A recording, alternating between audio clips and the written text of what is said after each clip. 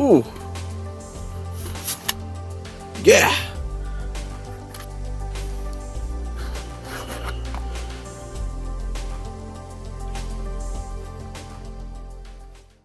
Hello, YouTubers! My name is Willie.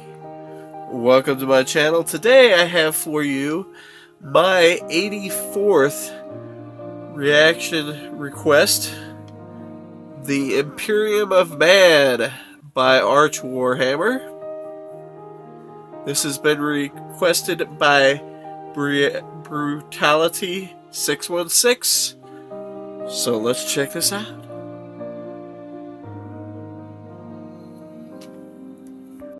Alright. Play.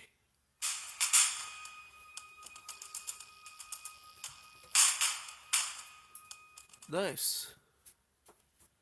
Greetings and salutations, friends, and welcome to this, the first proper 40k lore video. Now, what better place to start than the Imperium of Man?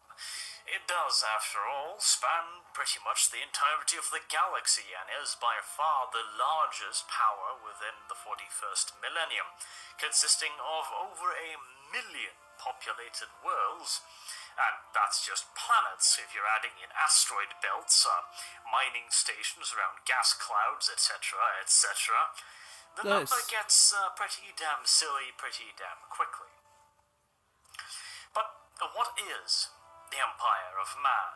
Well, the word Imperium is a little misleading, simply because the Imperium is more along the lines of a tributary state rather than the good old-fashioned empire ruled over by the iron fist of the Imperium. Most worlds within the empire have extensive rules of self-governance, only required to pay taxes of men, material, and, of course, money to the Imperium, as well as enforcing the state religion, being the imperial cult. Beyond that, the various planets are allowed to rule themselves more or less as they see fit, and this has created a wide variety of different types of planets. Some are essentially feudal monarchies, others are electorates, maybe republicans, theocracies, meritocracies, trade republics, merchants, bankers. I mean, there are, if you can think of essentially a form of governance, odds are that somewhere in the 41st millennium there are several worlds that adhere to just this creed. Nice. Now, this is, of course, only for the Imperial worlds fully under the Imperium's control, let's just say. The Imperium often will settle a world without completely eradicating the world's previous denizens or rebel elements, simply because they just can't be bothered. For example, in the case of many mining colonies, minor infestations of xenos or rebellious humans are often allowed to just hang around because the Imperium just can't be asked to deal with them. Nice. That should give you a pretty good indication of just how large the Imperium is.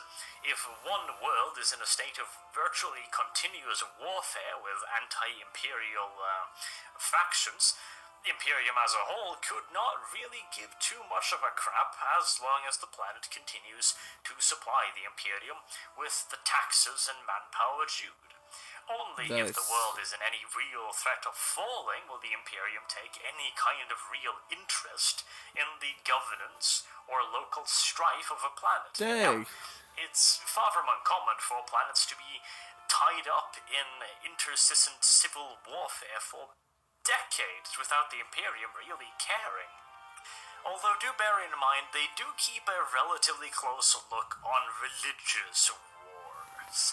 So if one of the rebel elements in a civil war starts to look religious, a little bit chaosy, for example, then you bet your ass that Imperial retribution is going to be pretty goddamn swift on that account. The Imperium is not a very tolerant society, neither of religious creeds or, well, I was about to say ethnicities, but that's not entirely correct. The Imperium is more than happy to accept any form of humans, regardless of color or background. They even accept several strands of more or less stable mutants, classified as abhumans. Nice. But they do not accept anything that is not human.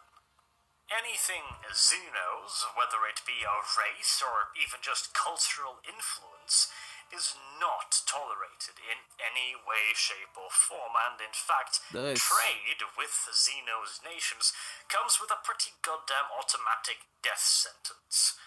And of course, the only thing worse than Xenos influence is Chaos influence.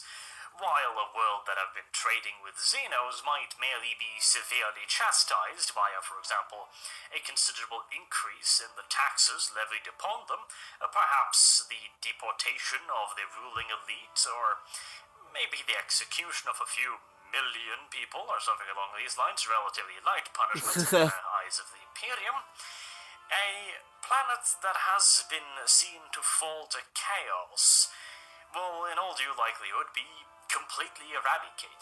Worst case scenario, the planet itself will be destroyed, although this is a pretty damn extreme measure. In most cases, the Imperium will merely, what's the word? Oh yes, exterminate every living creature on the planet's surface, including the animals. The Imperium is nothing if not thorough when it comes to chaos. So, to say that the Imperium rules with an iron fist would be, putting it somewhat gently, and yet at the same time, they are a relatively free confederation of planets, although, again, that is not entirely correct. I guess tributary empire would probably be the closest I can come up with. And that title most definitively bears with it a few problems of its own, but let's call it that for the moment until I can think of something better, which, if I haven't come up with anything now, I doubt it's going to be anytime soon. But now that I've told you a little bit about the Imperium's rulership, how did the whole thing just actually come to pass? Because it wasn't always like this. The Imperium, or the modern Imperium at the very least, was founded about 10,000 years ago by the God Emperor of mankind. And, no, before you ask, nobody has the faintest inkling as to what his name actually is. In fact, at this point, it's kind of hard to imagine him even as a human. He has been called by many the most powerful human psyche to have ever lived, but if you read into a bit of his background, he's been around since our time, and even before.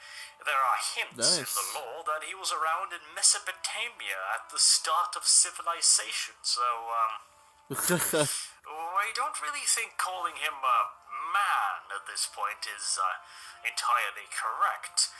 But that is, of course, up to the individual. There are quite a few different theories pertaining to the Emperor, and I won't get into all of those here. But he is definitively the ruler of the Imperium of Man, and the one who founded it.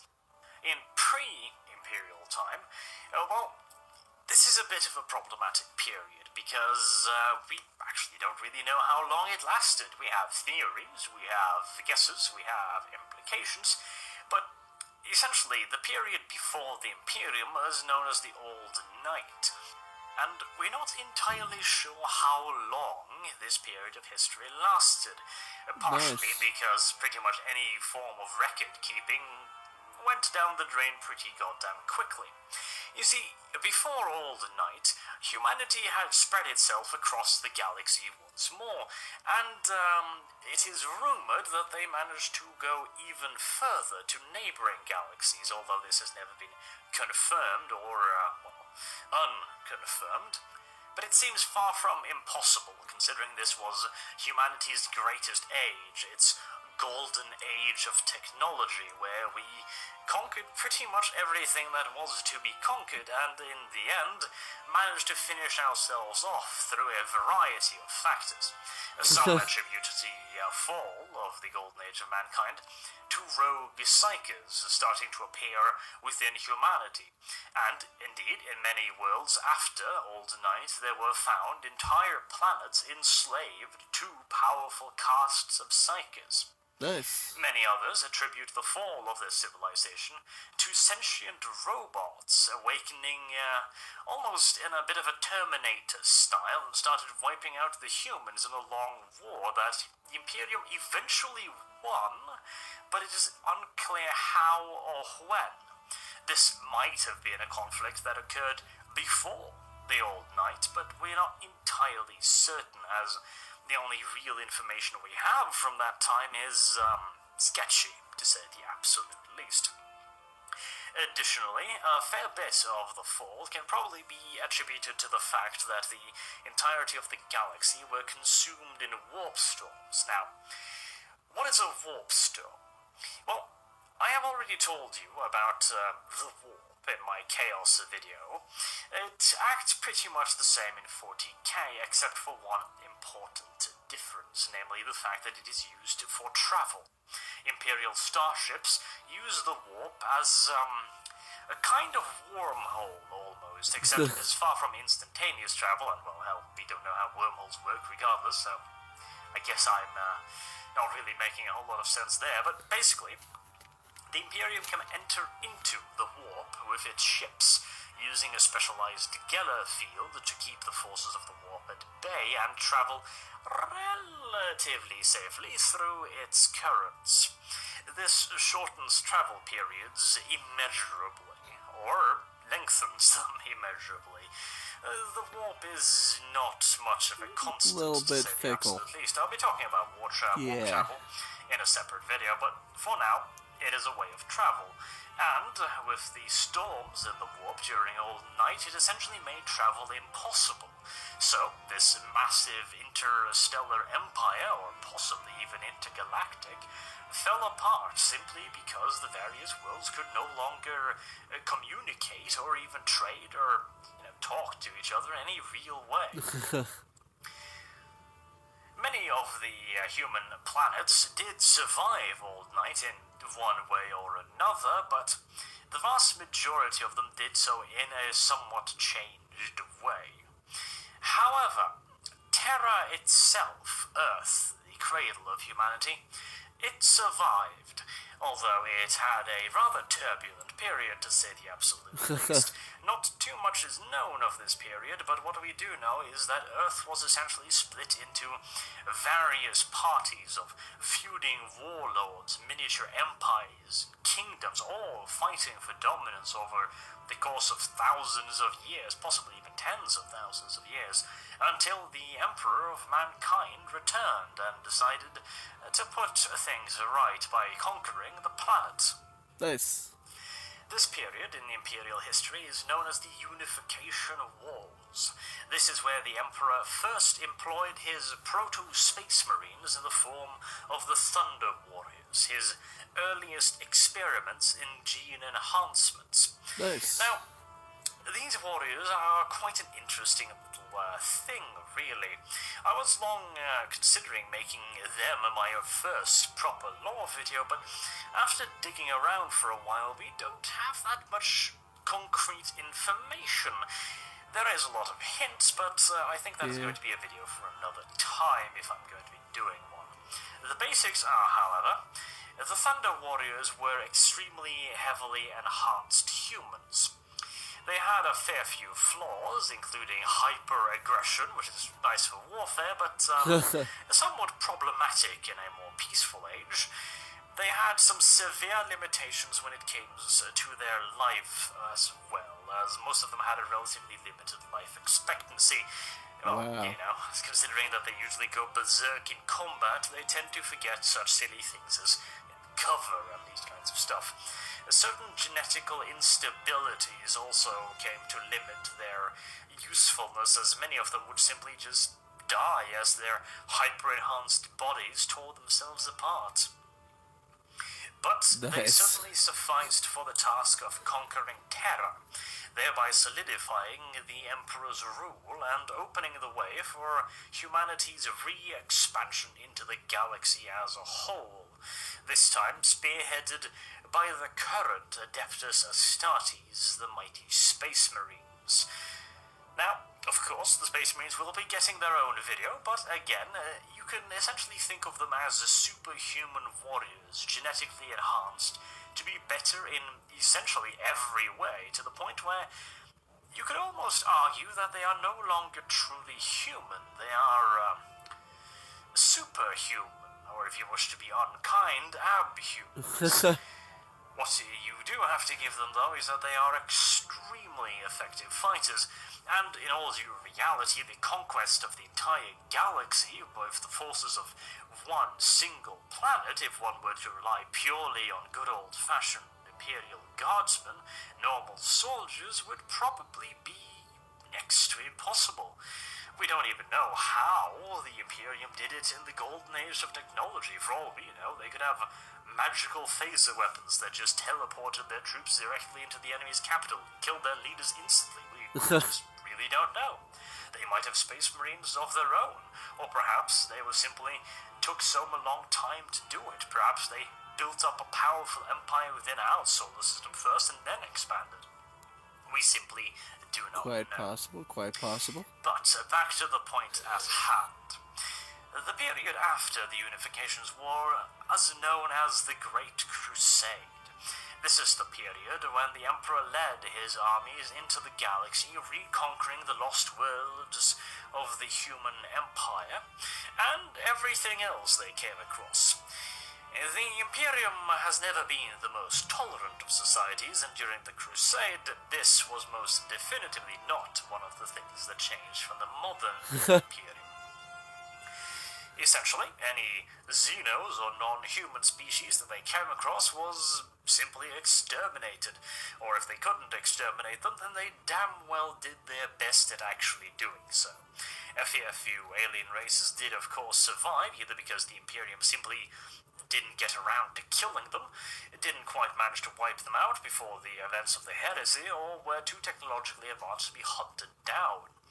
Nice. For example, the Eldar remain still. The primary reason for this is the simple fact that they are extremely mobile, and the Imperium simply just couldn't be bothered to chase them down. The sheer dedication of forces, of resources, of time, was simply just spent better conquering other worlds. The Eldar was a fading empire even then, and surely they could be easily wiped out once the rest of the galaxy was secure. Certain other Xenos races survived simply because they weren't really a threat at the point. The Imperium had bigger fish to fry. A single world of non-spacefaring blue people, for example, that just beat each other over the head with stone clubs, well, it was on the fringes of the Imperium. They just simply didn't get around to it in time. And I mentioned the heresy here, and I'll get to that in a moment. The Imperium, however, back then, was a lot stricter. It was a very, very, very, very much so a non-religious entity. In fact, one of the Emperor's primary goals with the Crusade was to wipe out religion from the galaxy, from humanity as a whole, and replace it with the imperial truth that there are no gods, and that the only constant is humanity and their born right to rule the galaxy. You know, good old-fashioned manifest destiny nonsense. Now, one can certainly speculate as to why he wanted to wipe out religion. In all due likelihood, is simply because religion and belief is the primary power source of the Chaos Gods that he wished to eradicate. Right, Whether or not it would have been successful, well, we will never know, as the Emperor was stopped just short of his ultimate goal. Imperial planets during this time also were considerably more governed, should I perhaps say.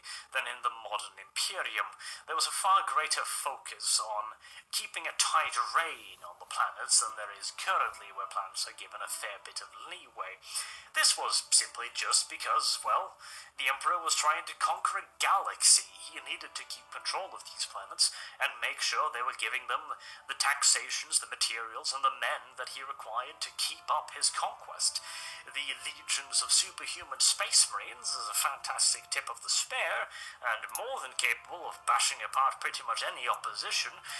But once a world is conquered, it has to stay conquered. Yes. And for some strange reason, once the people have been invaded by a bunch of superhuman space marines that brutally butchered pretty much anything they came across, some populations tended to harbor certain sentiments of light resentment towards their new imperial overlords. Yeah. And as such, garrisons were needed, and space marines are just simply far too goddamn valuable to be used for this nonsensical purpose, and indeed, many Space Marine legions simply refuse to be used for this very purpose. In fact, pretty much the only legion that accepted garrison duty without a lot of bitching and whining were the Iron Warriors, which is rather ironic considering what happened to them. But, the heresy. Now, I'm going to have to plug something quickly here. There is a series of books set in the 41st, well, in the 31st, actually, millennium. The series of books is called The Horus Heresy, and I'm not going to be spoiling too much here, but you should definitely go and read those books. They are fantastic things, and they can be bought at a, by Games Workshop standards at the very least, very reasonable price in their ebook format, and they are most definitively worth a read. So far, there's pretty much been nothing but good books in that series, with a few exceptions, but are there not always exceptions? So, that little plug aside, and I wish Games Workshop would pay me for this kind of publicity, but sadly. Okay, Nope. moving on. Again. The Horus Heresy was, well, it was a heresy. It was a rebellion against the Imperium, where fully half of the Space Marine legions turned from the Imperium's light and started a, well, rebellion. Now, for a fair few of these legions, their goals were noble. They thought they had been betrayed by the Emperor, that they could do better on their own, that the Emperor had somehow failed humanity. Other legions were irrevocably corrupted by chaos. Others simply did it because, well, they had their own agenda, and I'm not going to be ruining this one, because this is one of the best plot twists I've actually had in a while, so no more to be said on that. And a few legions even switched sides out of loyalty. And I shan't be expanding too much more on that one either. Now, the Horus Heresy is, of course, lore videos in and of itself, and trust me, I'm going to be making plenty of them. But all you need to know, again, I'm sorry, I'm being a bit brief here, although brief, this video is still going to end up about 40-50 minutes, so I'm sure you will excuse me. The Horus Heresy tore the Imperium apart. It came within a hair's breadth of destroying it entirely, and many would argue within a hair's breadth of destroying the entire galaxy and leaving it at the mercy of the Chaos Gods, which, well, let's say that if the Imperium is a rather brutal authoritarian dictatorship, the Chaos Gods are probably worse. However, this period did put some rather considerable changes in place. First and foremost, gone was the whole theory that there were no gods. The evidence to the contrary had been rather soundly stomped by the fact that demons were walking around in the streets and stuff, you know. Kinda hard to argue with a bloodthirster for any real amount of time. Yeah. Additionally, it became pretty goddamn clear that the Emperor was just not some random dude that glowed in the dark. As such, the theory of the Emperor as a god became a religion, essentially, because people needed something to believe in. If the enemy has gods, then, well, it feels pretty goddamn hopeless if you don't, and so They invented their own god. Now, personally, I have to admit that I am of the opinion that the Emperor probably is a god, simply because the bastard has been alive for a few million goddamn years at this point, and can pretty much do anything he wants to, but with a wave of his hands. Yeah, considering the bastard fought on more or less equal terms with the Chaos Gods, I'm thinking he's just a little bit more than your average run-of-the-mill psyker. Yeah. But, nevertheless, this was the end of the golden age of the Imperium, and what has followed is a long period of slow but certain stagnation. The Imperium has simply just stopped evolving. Humanity has become so focused on the purity of humanity and on so many religious matters that they have just stopped moving forward. Technology has come to a virtually complete standstill. There are a few technological advancements still being made, but they are mostly advancements made by essentially just taking old pieces of technology and reverse engineering them. Yeah. Now, these old pieces of technology, and this I have to mention this briefly, are called Standard Template Constructs, STCs. What these are, they are essentially blueprints for machines that build a specific type of thing to a far greater standard, quality, and number than anything the Imperium really has. These are relics from the golden age of humanity, and they are beyond valuable. Okay, there is a story about a fair bit of bounty hunters, adventurers, whatever you wish to call them. Okay. I stumbled upon an STC, a working standard template machine, a full-on machine, so they could bring them back to Mars, allow them to reverse engineer it and put it into large-scale production. This discovery netted each and every one of them a planetary government ship. They were literally paid in planets for this thing, okay? And what did it produce? Did it produce giant death rays or titans or god machines? Maybe it produced a magical laser that destroyed entire planets? No. It made knives. Knives! Okay? They were very sharp knives, but nevertheless, knives. They were paid in planets. Okay? Valuable. Very valuable. And this is pretty much the only real technological advancements the Imperium has. During the Crusade, there were a fair bit of technological advancements. Stuff like anti-grav technology was relatively common within the Imperium. Not super common, but relatively.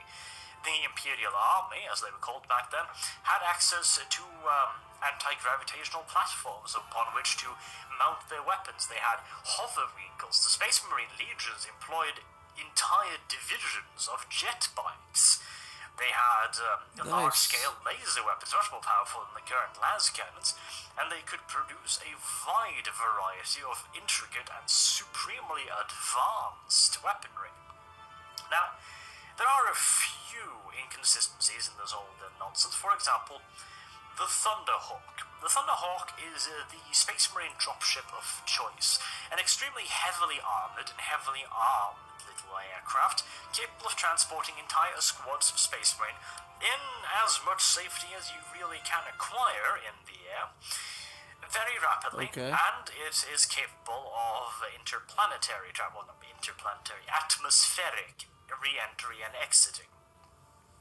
Now, in one book of the Horus Heresy, this was described as the next step forward over the current aircrafts, and in another it was described as a step down. So there are definitely some inconsistencies here and there, but generally, during the Crusade, and definitively during the Golden Age of humanity, during the Golden Age of technology, technology was massively more advanced, to the point where there is even a mention of a weapon in one book that used miniaturized black holes in the place of blades.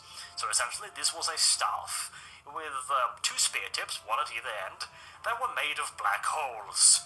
How the hell they managed to contain that so that they didn't just, suck in the entire universe around it, I don't bloody know. If I did, I would be very, very rich. But yeah, technology. Super advanced. However, back to the point, in the current Imperium, this is pretty much all long gone. In fact, the vast majority of technology has been lost over the years as they stopped writing stuff down properly, and the technology became ever more a case of superstition. A computer, which in the 41st millennium they call a cogiter, does not work because of its circuits, okay? It doesn't work because electricity or because of the circuit board, none of these things. It works because the will of the machine god makes it works. A weapon does not fire because it is designed to fire. It fires because the I've heard machine of this spirit concept. is sufficiently angry to fire. Hell, even something so simple as switching a fuse requires rituals. I know, English is a speaking goodie. For example, it would require the burning of incense, the saying of prayers, and this long and convoluted ritual, and to replace a bloody fuse. And don't you even dare ask what they have to do when their computer freezes. It really gets rather insane, but on the other hand, seeing as this is one of those universes where the warp affects everything, it does technically mean that this all has an element of truth to it. If enough people believe that the computer will freeze if it is not prayed to on a daily basis, then the computer will freeze. The same with weapons, although this is hard simply because a ton of Imperial Guardsmen have fired their weapons. At which point they start to expect them to fire, which, sounds rather logical, doesn't it? And so it's a hell of a lot harder to screw something like that up. But for most Imperial citizens, stuff like a cogiter is kind of dark magic, I mean, for most Imperial citizens will never even see a cogiter unless they are employed in the Adeptus Administratum, or if they come from one of the very highly technologically advanced, by Imperial standards anyways, worlds. And stuff like, weaponry, well, they have the basic understanding of how it works. An Imperial Guardsman can disassemble and clean his last rifle, but he doesn't really understand how it works.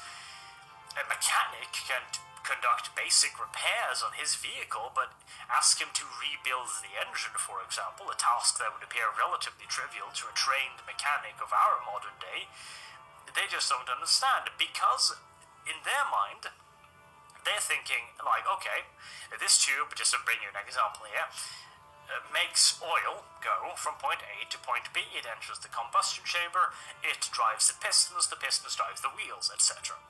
However, the tech priest is then standing next to him and going, no. None of that's going to happen unless you burn some incense and unless you do a prayer. If you don't do these things, then the oil won't flow properly, or the piston will explode out of the engine, all kinds of nonsense like that. And once you've been told this enough times, well, you eventually start believing it. Now, there are, of course, exceptions, as with everything, but in general, this holds fairly true. And on that note, I have to mention one last little thing. You see, the Emperor, after the whole Horus Heresy thing, well, he didn't get through it completely unscathed, to say the absolute least, and it almost feels like a wee bit of spoiler territory here, but if you've read any kind of 40k lore, then yeah, you're probably going to see where I'm going here. The Emperor was severely hurt in his last battle with the rogue Warmaster Horus. This meant that he was subsequently entombed, or, well, it's kind of hard to tell, really, into a device called the Golden Throne. Now, the Golden Throne is a strange one because it is most definitively technological, but it is also most definitively magical, and it is also just a little bit psychic and all manners of things. Nobody really knew how it worked, except that it kept the Emperor alive and kept his beacon, this astronomical shining. This is, by the way, the stuff that warp traveling ships use to navigate. It's essentially a massive lighthouse in the warp. Nice. It kept it working, the Emperor was alive, everything was good. But recently, there has been discovered flaws within the Golden Throne that the Adeptus Mechanicus can no longer fix. They just don't know anymore. They don't have the technology to replicate the parts, and they certainly can't reverse engineer them because that means removing them from the throne, and since they haven't got the bloody faintest clue what it is, they don't dare do that. I mean, it could just be, a back scratcher, or it could be the power coupling that keeps the entire goddamn thing going, so, Yeah. just yoinking it out and testing is not really a bloody option. Now, as to what will happen when the Golden Throne fails, nobody really knows. Maybe the Emperor will die. Maybe the Emperor dying is a good thing. At this point, he's more god than he is human, so maybe him dying in a physical form will allow him to finally ascend to proper godhood. We don't know. Games Workshop have dropped a few hints, and, God, fuck the end times. I just hope they're not going to do an end times on 40k. God, don't do an end times on 40k. I swear to God, if they end times 40k, I'm gonna have to find some way of burning down their office in secret. Well, you kind of just evidence in court, won't it? talked about it. No, but there is no overhanging threat at the moment that they're going to end times 40k, because 40k is still making money, so let's live in hope, shall we? Progressing the storyline is all well and good, but I'd prefer they do that in the 31st millennium, where it won't bring any permanent harm to 40k for the moment. Now, having talked about all of this, let's move on to some of the actual stuff, shall we? Yes, I know, I've talked for like 30 minutes at this point of things I consider secondary importance, but that's just how big some of these videos are going to be. The 40k lore is quite gargantuan in cases, let's just say. Now that we've talked a little bit about the history of the Imperium, let us move on to the administration of the Imperium, shall we? The so-called Adeptus Terra. Now, the Adeptus Terra is essentially a bit of a loose, shall we say, explanation of how the Imperium works. Now, I'll bring up a couple little pictures on the screen here for you to have a look at it yourself, but basically, on the top of all of this is the God Emperor himself. Beneath him, you see two little things, the Inquisition and the High Lords of Terra. Now, the Inquisition is its separate entity, tasked with keeping humanity pure and fighting against internal threats, be they Xenos or Chaos. I'll be talking more about the Inquisition in their own video, as they are quite a meaty subject. And the High Lords of Terra. This is a council of the most august persons in the Imperium, including the Supreme Commander of the Imperial Guard, the Master of the Adeptus Ministorum, Adeptus Mechanicus, and various other Imperial organizations. You could perhaps call them the Senate of the Imperium,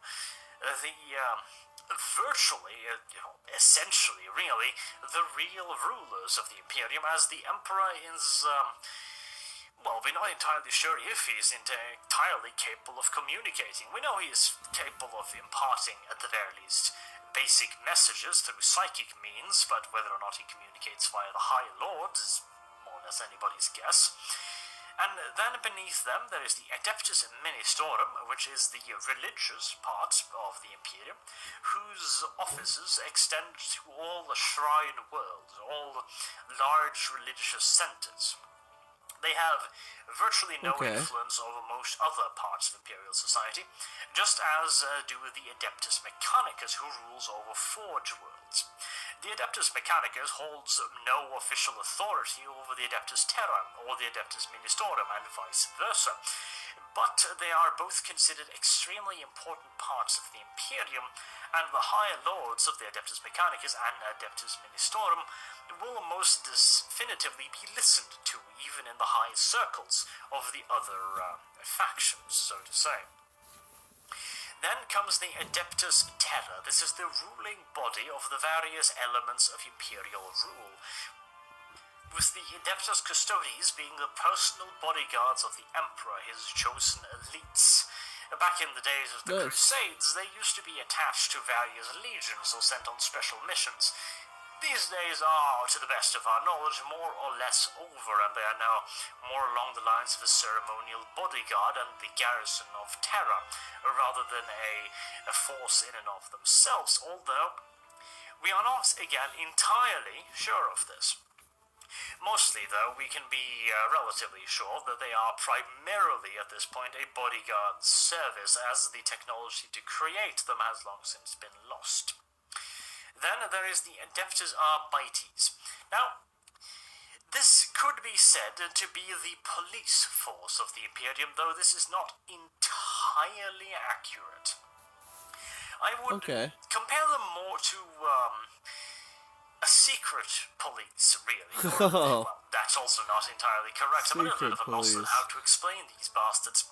Now, I'm going to be using a controversial example here. I would compare them to the SS of our own history, as they are a semi-militarized order, most definitively. They usually do not take part in outright wars, so to say, so there would be no Waffen, SS in this case, and they are not secret in the case of the KGB, for example. They are very much so an out-in-the-open organization, but they have essentially infinite authority when it comes to imperial law. You could kind of compare them to the judges in Judge Dredd, although not quite as heavy-handed. Close, but not quite. And indeed, I do most definitively think that the Adeptus Astartes were heavily inspired by the judges in Judge Dredd, as they can be quite apparent via their uniforms. Bear in mind, though, that the Adeptus Arbites are not a police force on a planetary level, okay? There are very, very, very few planets in which the Adeptus Arbites are present in any real numbers. The vast majority of normal police work is done by local police forces, which can have any variety of names and are usually based on single planets.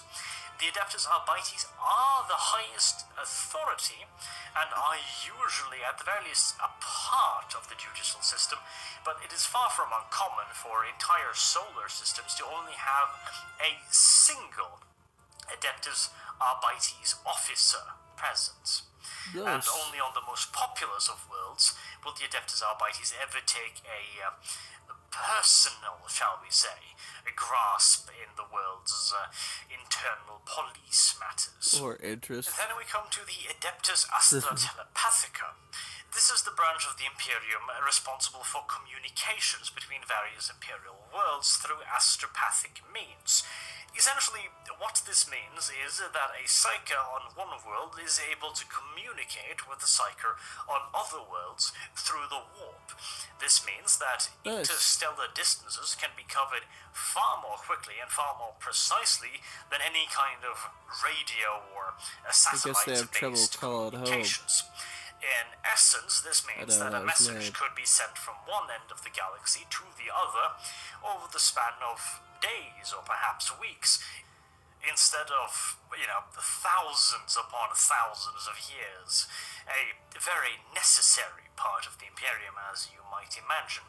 Now, the way in which this is done, though, is a little bit interesting, and I'll probably be doing a full video on them, but basically, they do not send words or letters or communications. It's not like one astropath goes like, "Hi, I have a message, so-and-so." They communicate via pictures, via symbols and iconography. For example, let's say that an enemy fleet is coming to a world. They might send a picture of the fleet, a mental picture, and then a mental picture of the world burning, and then a series of symbols through which the receiving astropath would be able to discern the world's name, for example. An extremely simplified version of what happens there, but basically that's what's going on. Then there is the Adeptus Astronomica. This is the branch of the Imperium responsible for maintaining the astronomical. Now, this is partially, both in training, new astropaths and new members of the Nami's nobility, and it's also partially responsible for maintaining the Golden Throne itself and making sure that its light can be seen throughout the Imperium.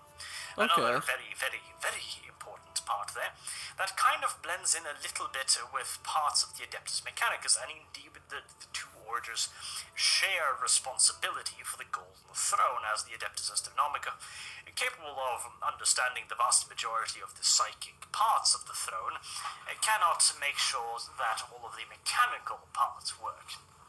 Now, this is also where one of the more grisly things of the Imperium come to play. You see, the Astronomicon requires fuel. This fuel comes in the shape of 1,000 human psyches burned to power it, essentially, every single day. So, every day, 1,000 psyches are sacrificed, and this is within the Adeptus Astronomica's purview to make sure that there are always enough psyches to fuel the fire. Wow. Then, lastly, in the middle, we go to the Adeptus Administratum.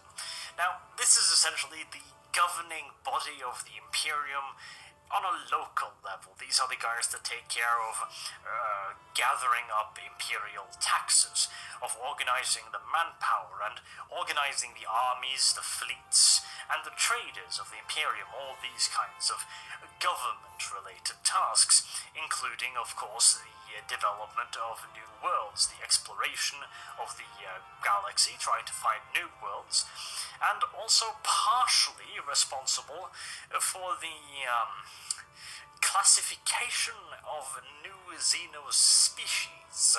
Nice. Now, the Adeptus Administratum does not do this in the way that, a modern humanity would classify a new species, going like, oh, this is interesting. It's more along the lines of, oh, there's some yellow people over here, and they've got antlers and stuff, most definitely not human. Let's just classify that as exterminators and move on. So, somewhat limited in their capability there. Wow. Now, beneath them, we have the rogue traders. Now, this is not technically an official imperial organization. This is essentially the trade arms of the Imperium that is outside of the Imperium. I know that doesn't make a whole lot of sense, but bear with me.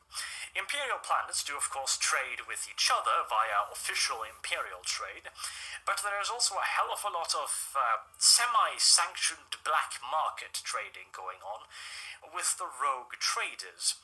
Rogue traders are usually astronomically wealthy individuals capable of running starships, which are pretty goddamn expensive to keep going, and have private armies at their disposal. The rogue traders are, again, not really technically an official part of the Imperium, yet they provide vital services. They are, amongst many other things, the Imperium's explorers. They wander around the galaxy, finding places of interest and reporting back to the Adeptus Administratum. They often facilitate trade deals between Imperial planets, and a fair few rogue traders do often sneak in a bit of Xenos trade every here and there, although they make damn sure that the Adeptus Administratum do not find out about it, or, if they do find out about it, they make damn sure there's a goddamn juicy bribe waiting somewhere. Nice. Then there is the Officio Assassinarum. Now, again, technically, this is not an official part because the Officio Assassinarum doesn't exist, except everyone knows it exists, and as the name suggests, this is the Imperial Assassination College, so to say, responsible for, well, assassinating people. Rather obvious there. It is divided into several sub-classes, I suppose. Roles? It's... okay. So, here's the thing. It is divided between the Calidus Temple, the Colexus Temple, the Vindicar Temple, and the Eversaw Temple, with a fair few sub-temples. Now, these temples, or organizations, or orders, specialize in very particular ways of assassinations. For example, the Calidus Temple specialize in subtlety, essentially. They have a way of blending in. They receive advanced implants in their face and in their body that allows them to mimic the appearance of other creatures. Not so going so far as to turning a human into a deer or anything like that, but they are most certainly capable of mimicking other humans virtually perfectly. They are used as infiltrators and silent assassins, knocking out targets that require a bit of subtlety. Let's say that an imperial governor has gone a fair bit too far and is requiring removal, but Nice. the Imperium doesn't want to be seen getting rid of him. That's when you call in the Calidus. If you want to be making a bit more of a statement, then the Eversaw Temple have got you covered, being an order of batshit insane berserker assassins. Now, these guys are more along the lines of smart guided bombs than assassins. You give one a target and you set him loose in the general area, and he uses his wide variety of augmentics and extremely highly stimulated nervous system to butcher his way through anything that so much as stands close to be in his way, and then finally kills his target. A rather bold statement, to say the absolute least.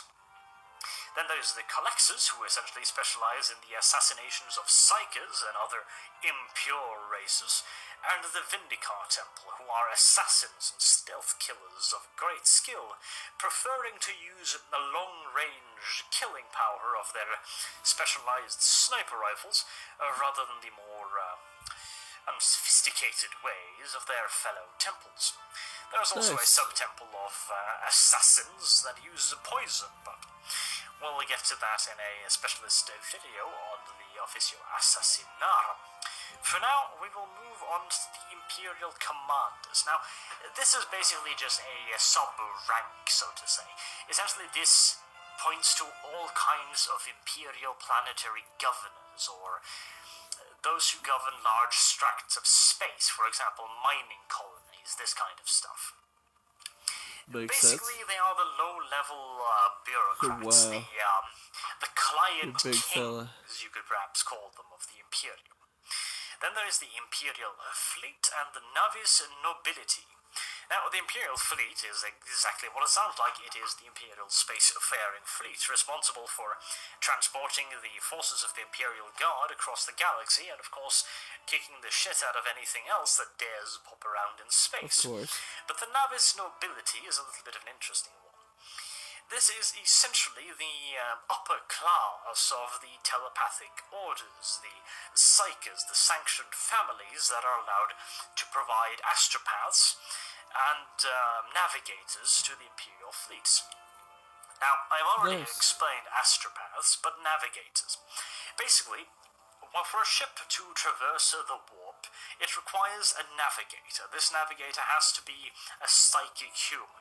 Essentially, he looks into the warp through several layers of protective baffling to keep his mind from breaking, and navigates via the light of the Astronomicon, kind of like we used to navigate by stars in olden times. This, of course, means that without these people, the Imperium would be paralyzed, completely unable to travel from planet to planet. As such, they are extremely powerful, and they are some of the richest people in the Imperium. In fact, I would go so far as, barring the High Lords of Terra, they are pretty much literally the richest and most influential people in the Imperium. Nice. Then, of course, there is the Imperial Guard, the good old-fashioned foot sloggers of the army, and the Adeptus Astartes. Now, you might note the little stapled line there. This essentially denotes the fact that the Adeptus Astartes are under no one's command. The only ones they really take instructions from is the Emperor, and in all due likelihood, as the Emperor is not big on phone calls and that kind of nonsense, they usually just do whatever they feel best at the time. Now, that isn't too much of a problem, simply because the vast majority of them are insane religious zealots that consider everything that is not human to be an abomination to be purged, and as such, they usually carry out their duties of protecting the Imperium with quite admirable zeal, let's just say. Lastly, I will mention the way the Imperium is segmented. Now, I've brought up a new little picture for you here, showing the Imperius Dominatus. You will note that the Imperium is divided into 5 zones, the so-called segmentums. There is Segmentum Solar, Obscurus, Pacificus, Tempestus, and Ultima. These various segmentums are then divided into several smaller sub-segments, and in some cases, various imperial forces have their own almost miniature kingdoms within these various areas. The Space Marine chapters also often claim certain parts of the Imperium for their own semi-independent states. For example, the 500 worlds of Ultramar. And of course, there are all kinds of various Xenos threats lurking around, as well as Chaos threats as well. You will be able to see on the map the denotations of a few of them, like the Tau Empire and the invasions of the hive fleets of the Tyranids. The Imperium of Man is most definitively not a peaceful place. The Imperium might control the galaxy, and there's really no question that they do control the galaxy, but it is most definitively not secure. There are hundreds, if not thousands, of species of aliens that possess greater or lesser threats to the Imperium as a whole. And of course, there are the threats from within and the forces of chaos corrupting the Empire from its very insides, and the very, very real external threat of stuff like the Tyranids and the Tau, and of course, all the orcs. Oh yes, many, many, many orcs. Now, I think I'll end it there. There are definitely parts of the Imperium that I have not covered in this video, and that is simply because I want to make more videos that specialize on specific things. For example, understandable, specific planetary government ships. Of course, I'm going to be making a video on the Imperial Creed. I'm going to be making a video on psykers within the Imperium, on mutants and abhumans and all kinds of stuff. Of course, the video on the Imperial forces, starting out with the Imperial Guards, is coming soon-ish, though no promises as to exactly when. These are rather considerably large videos, as I think you've probably already noticed. So, before I ramble on anything further, I have been Arch. Thank you very much for listening to my lore ramblings. Thank you, Arch. And I do hope to see you soon. Have a good day.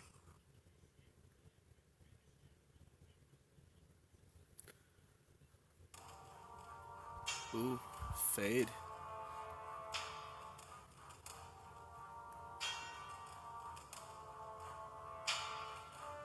Interesting.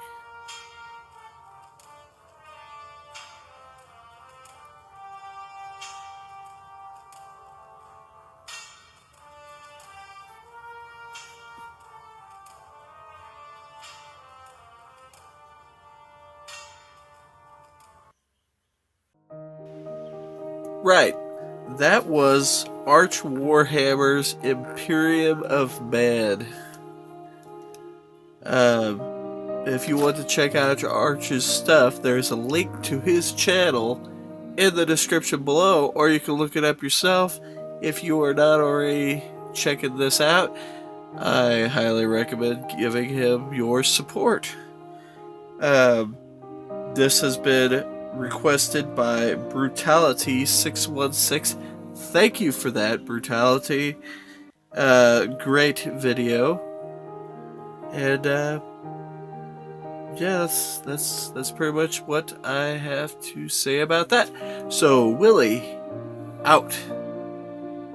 If you like the video, stay tuned for more content. And as always, feel free to comment. Have a good one.